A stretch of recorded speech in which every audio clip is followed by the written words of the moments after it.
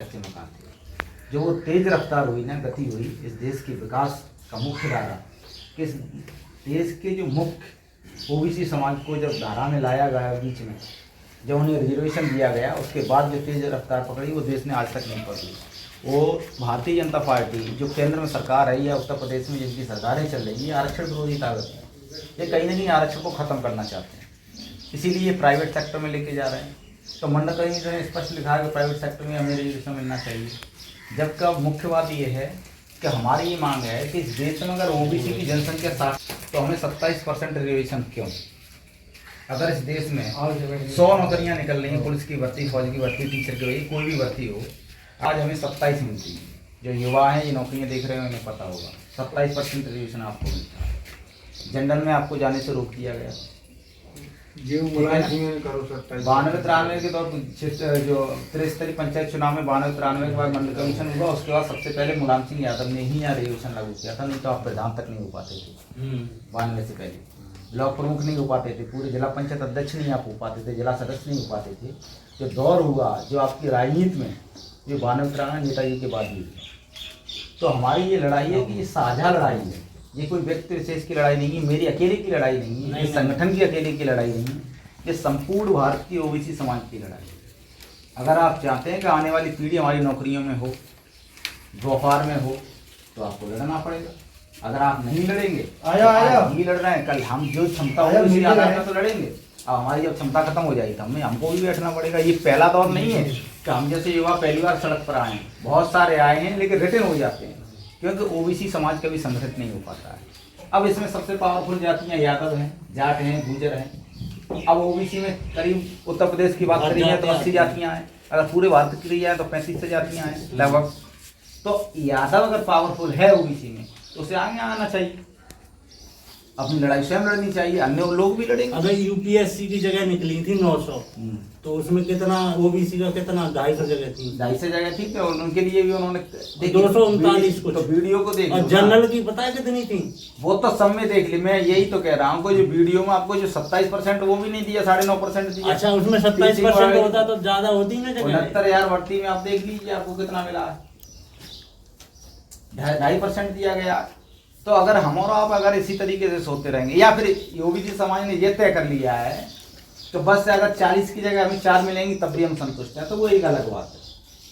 क्योंकि ये संतुष्टि आप सरकार से नहीं लड़ेंगे, लेकिन अगर आपके भाई ने अगर 1 इंच आपसे जमीन ज्यादा ले ली तो ये संतुष्टि तब नहीं आपको काम आती है।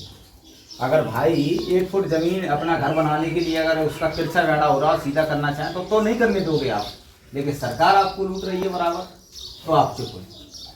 तो ये लड़ाई अकेले की लड़ाई नहीं है, हमारी पूरी समाज को लड़ना होगा। रही बात नेताओं की, तो नेताओं पर लड़ेंगे नहीं, क्योंकि नेता है तो अपने बीच का तो चुनते नहीं हो कभी। भाई हम विधायक या सांसद कोई चुनता है तो अपने बीच का होता है, तुम्हारे का, तुम्हारी जाति का हो सकता है, लेकिन तुम्हारे बीच का नहीं होता।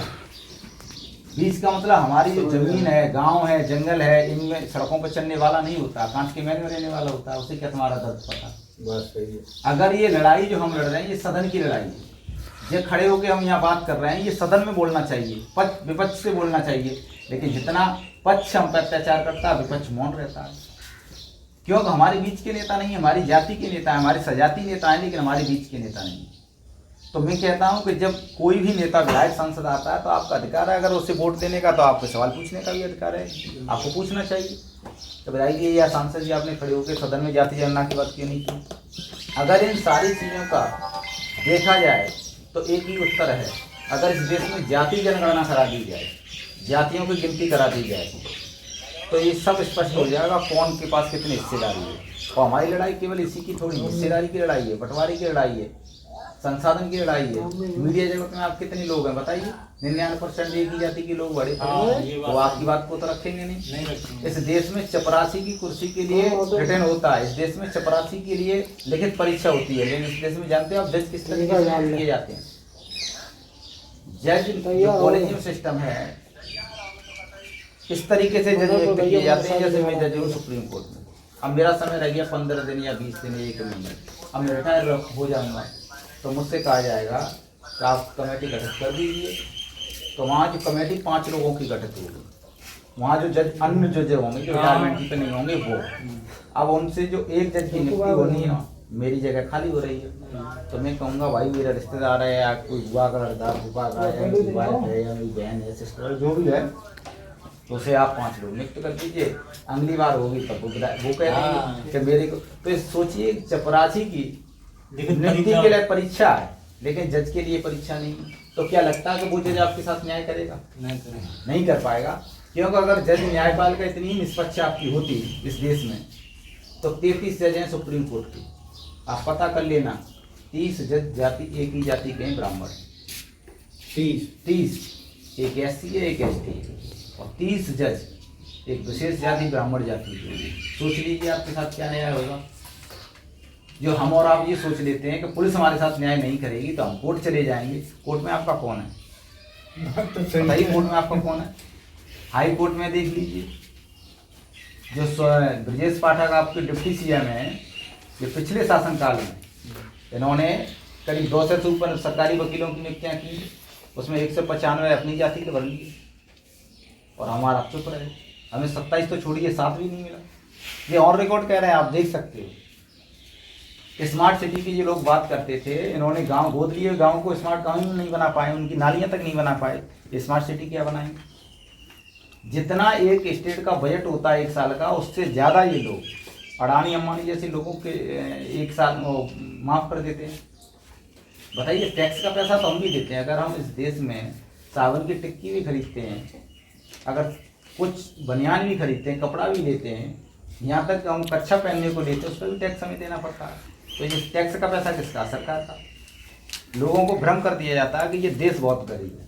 अगर भाई ये देश गरीब होता तो 5 लाख सालाना 5 लाख रुपए महीने किसी विधायक सांसद को मिलते, 600 रुपये कपड़े एक विधायक को डेली के कपड़े धुलने के लिए मिलते हैं। बताइए, हम 600 रुपये पूरे साल अपने घर परिवार के कपड़े धुल लेंगे। वो विधायक जो कहता है कि मैं जनसेवक हूँ, एक विधायक 5 लाख पर पड़ता है हमें, जब वो कुछ काम नहीं करता हमारे यहाँ। तब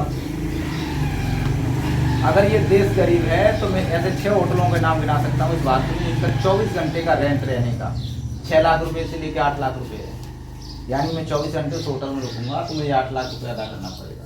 तो वो कौन लोग हैं? तुम्हारे देश में ही तो है ना भाई, विदेश से तो रहने आ नहीं रहा उस होटल में, तुम्हारे देश के लोग रह रहे हैं उसमें। तो वो कौन लोग हैं जो 8 लाख रुपए 24 घंटे का खर्च करते हैं? हम 8 लाख रुपए पूरे जीवन में नहीं दिख पाते हैं, तो कहीं नहीं तो हमसे भूल हो गई, या तो सरकार को चुनने में, या सरकार हमारे साथ अन्याय कर रही है। ये आपको समझना होगा। अगर ये देश गरीब है तो इस देश का प्रधानमंत्री 8,500 करोड़ की जहाज में कैसे घूम लेता? अगर ये देश गरीब है तो देश तो गरीब नहीं है। पैसा होगा जब तो तुमने पैसा खर्च किया होगा जब तुम जहाज लेके आए हो। अगर ये देश गरीब है तो इस देश में जिस अडानी को कोई जानता नहीं था 2019 से पहले, अगर कोई नाम जानता हो तो बताओ, यहाँ बैठे हुए लोग हैं। जिस अडानी को 2019 से पहले कोई जानता नहीं था, जो अडानी 2014 में 609वें नंबर पे था पैसे वाला, जिसे कोई जानता नहीं था, आज वो दूसरे नंबर के पायदान पर है।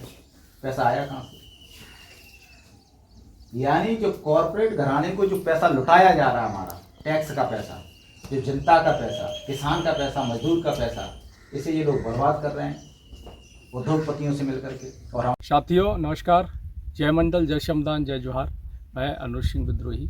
साथियों, आप देख रहे हो मंडल यात्रा 25 अगस्त 2022 से चल रही है और 17 फरवरी 2024 तक चलेगी। जातिवार जनगणना को लेकर, मंडल कमीशन की सिफारिशों को लागू करवाने को लेकर, जनसंख्या के अनुपात में आरक्षण की मांग को लेकर के, और 17 फरवरी 2024 से स्थायी आंदोलन की शुरुआत होगी। दोस्तों, इस यात्रा के जरिए आंदोलन का निर्माण करने के लिए हमें आपके साथ की ज़रूरत है और सहयोग की ज़रूरत है। आप सभी से अपील है कि आप सभी इस यात्रा को चलाने के लिए आर्थिक सहयोग करें।